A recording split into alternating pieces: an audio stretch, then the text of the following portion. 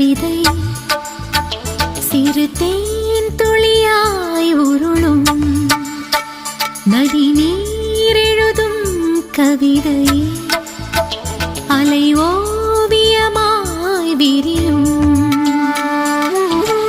உலகத்தின் மெல்லிய தாள்களின் மேலே